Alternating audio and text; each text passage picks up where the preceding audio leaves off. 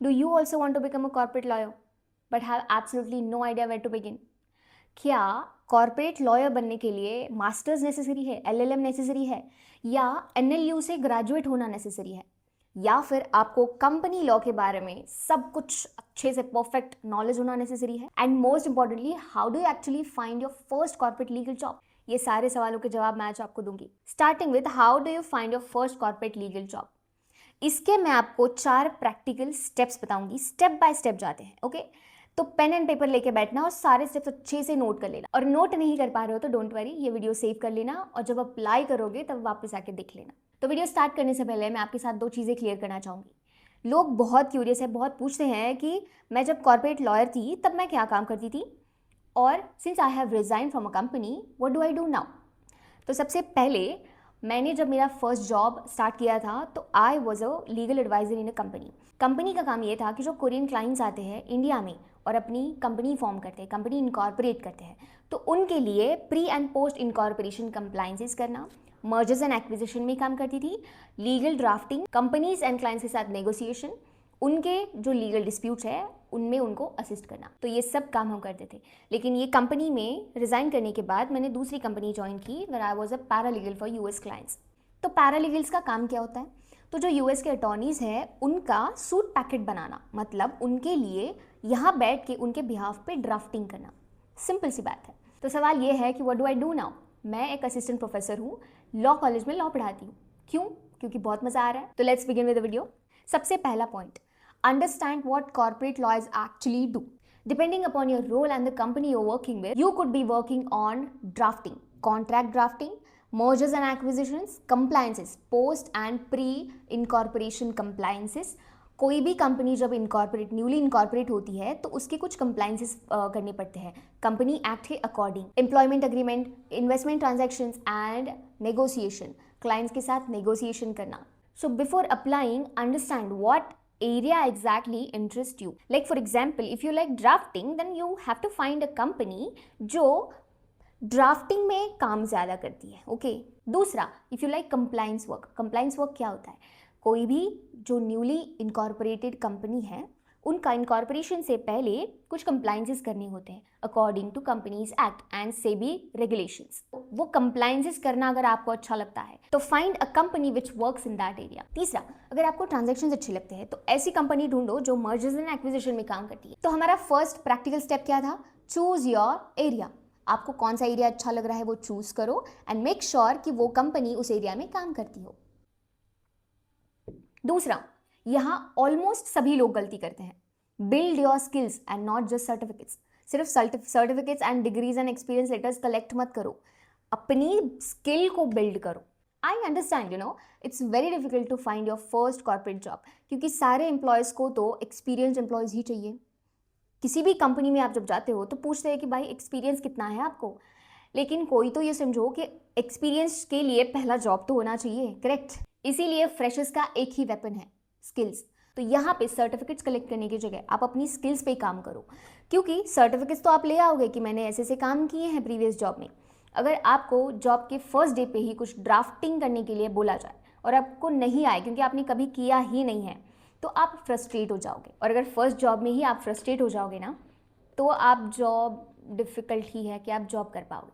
तो corporate lawyer बनने के लिए क्या स्किल्स इंपॉर्टेंट है? तो शॉर्ट में बताती हूँ। पहला तो सबसे पहला, ड्राफ्टिंग शुरू करो। मैं रिकमेंड करूँगी कि आप एक छोटा सा फ्रीलांसिंग वर्क शुरू करो। कोई भी क्लाइंट हो, उन क्लाइंट्स ढूंढो, उनको अगर कोई छोटा सा अग्रीमेंट बनाना है, कॉन्ट्रैक्ट बनाना है, तो उनको बना के दो। तभी आपको समझेगा कि स्टार्टिंग में कौन सा क्लॉज होना चाहिए, कौन से क्लॉजेस ऐड करने हैं, कॉन्ट्रैक्ट का फॉर्म कैसे होना चाहिए, तभी आप समझोगे। ये सारी चीज़ें हैं ना, सिर्फ बुक में पढ़ के नहीं आती, आपको खुद प्रैक्टिकली करना पड़ता है। फिर आता है employ agreement, service agreement, NDA, non disclosure agreement, very important for a corporate lawyer. Share holder agreement क्या होता है, बोर्ड रेजोल्यूशन क्या होता है, लीगल नोटिस क्या होता है, कैसे ड्राफ्ट करना है, कैसे सेंड करना है। आप अगर लेके बैठोगे ना तो एक वीक के अंदर अंदर आप पूरा लीगल ड्राफ्टिंग सीख जाओगे। तो ये सारी स्किल्स बिल्ड करना है अभी। तीसरा, how to create a resume. CV बनाना तो बहुत सिंपल है यार, ये कौन सिखाता है? नहीं, it's not as simple as it sounds. CV बनाने के लिए सबसे पहले चीज़ है कि आप पहले कंपनीज को शॉर्टलिस्ट करो।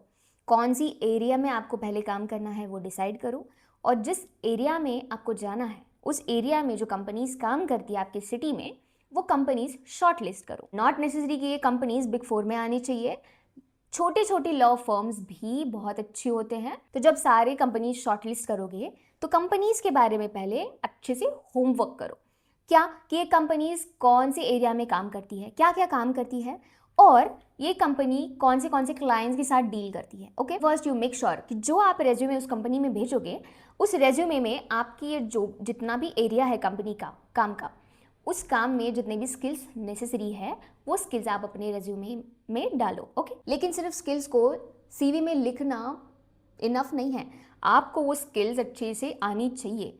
अगर आपने लिखा है कि ड्राफ्टिंग आता है तो आपको आना ही चाहिए ड्राफ्टिंग, बेसिक्स, एटलीस्ट बेसिक्स तो आपको नॉलेज होनी चाहिए। एंड वन मोर थिंग, अगर आप लिख रहे हो स्किल्स में कि गुड कम्युनिकेशन स्किल्स, तो ये इनफ नहीं है, आपको वहाँ पे मेंशन करना पड़ेगा कि आपने क्लाइंट्स के साथ डील किया है, क्लाइंट्स के साथ कम्युनिकेशन किया है। नेसेसरी नहीं है कि आपने जो काम किया है वो प्रीवियस वर्क में ही किया है, आपने कॉलेज में अगर कुछ काम किया है, वॉलंटरी वर्क किया है या फिर कोई कंपटीशन में पार्ट लिया है तो आप वो भी लिख सकते हो।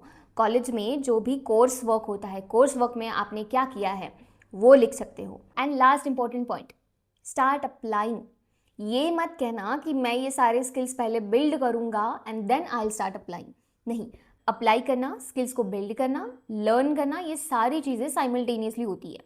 कंपनीज ये एक्सपेक्ट नहीं करती कि आप ज्वाइन करते ही सारा काम अच्छे से परफेक्ट करो। कंपनी आपको छोटा सा विंडो देती है, पहले आप अच्छे से पहले काम सीखो, हम क्या काम करते हैं देखो, ऑब्जर्व करो, लर्न करो और खुद करना स्टार्ट करो। तो अब आते हैं हमारे अगले सवाल पे, क्या मास्टर ऑफ लॉज एलएलएम करना मैंडेटरी है? तो नॉट नेसेसरी, कंपनी के एलिजिबिलिटी पर डिपेंड करता है। कंपनी को अगर ऐसे एम्प्लॉय चाहिए जिनका मास्टर्स कंप्लीट हो तो वो एलिजिबिलिटी रख सकती है कि हाँ एलएलएम कंप्लीट होना चाहिए, लेकिन नॉट नेसेसरी, ऐसे बहुत सारी कंपनीज हैं जो एलएलएम डिमांड नहीं करती। दूसरा, क्या फॉरेन डिग्री नेसेसरी है? बिल्कुल भी नहीं। अगर आप इंडिया में ही काम कर रहे हो तो बिल्कुल भी नेसेसरी नहीं है, लेकिन एक्सेप्शन ये है, फॉरेन कंट्रीज के अटॉर्नीज के लिए आपको पैरालीगल काम करना है। बहुत सारी पॉसिबिलिटीज़ है कि वो डिमांड करती है कि उनका जो पैरालीगल हो उसके पास फॉरेन डिग्री होनी चाहिए। तीसरा, कोई सर्टिफिकेट्स होने चाहिए? नहीं, नॉट नेसेसरी। जिस कंपनी में एक्सपीरियंस एम्प्लॉयज़ की ज़रूरत है उसमें एक्सपीरियंस लेटर चाहिए, लेकिन जो फ्रेशर्स को भी अलाउ कर रही है वहाँ पे कोई सर्टिफिकेट्स की ज़रूरत नहीं है, ओनली स्किल्स। चौथा, परफेक्ट एकेडमिक रिकॉर्ड्स।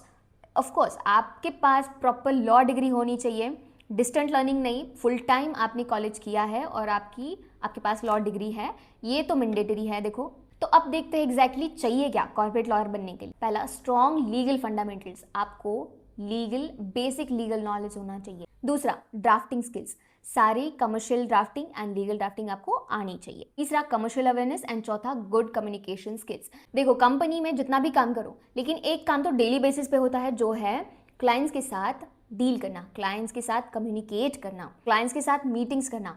तो इसके लिए सबसे नेसेसरी स्किल है good people skills, good communication skills. आपको अच्छे से बात करना आना चाहिए। और नेक्स्ट है गुड नेगोशिएशन स्किल्स। सामने वाले को ऐसा भी नहीं फील होना चाहिए कि मेरे साथ कुछ गलत हो रहा है, तो ये नेगोशिएशन स्किल्स भी आप में होनी चाहिए। तो अब वेट मत करो, ये जो जितने भी स्किल्स मैंने इस वीडियो में बताए हैं वो सारे नोट डाउन करो, एक एक जाके उसके बारे में अच्छे से इंटरनेट पे knowledge low. And that's it for today. अब तक मैंने भारतीय साक्ष्य अधिनियम पढ़ाया है, एलएलबी के स्टूडेंट्स हो, बीएलएलबी हो, बीबीएलएलबी हो, इन सारे स्टूडेंट्स को मैं जो लॉ के कॉम्प्लेक्स टॉपिक्स होते हैं उनको सिंप्लीफाई करना मुझे बहुत अच्छा लगता है, तो मैं सिंप्लीफाई करके आप सब स्टूडेंट्स को मैं बताती हूँ। And just for a change मैं दूसरा सब्जेक्ट स्टार्ट करूँगी कल से, इंडियन कॉन्ट्रैक्ट एक्ट। तो इसमें कॉन्ट्रैक्ट एक्ट के साथ साथ मैं कॉन्ट्रैक्ट ड्राफ्टिंग भी सिखाने वाली हूँ, तो stay tune for that and I will see you in my next video.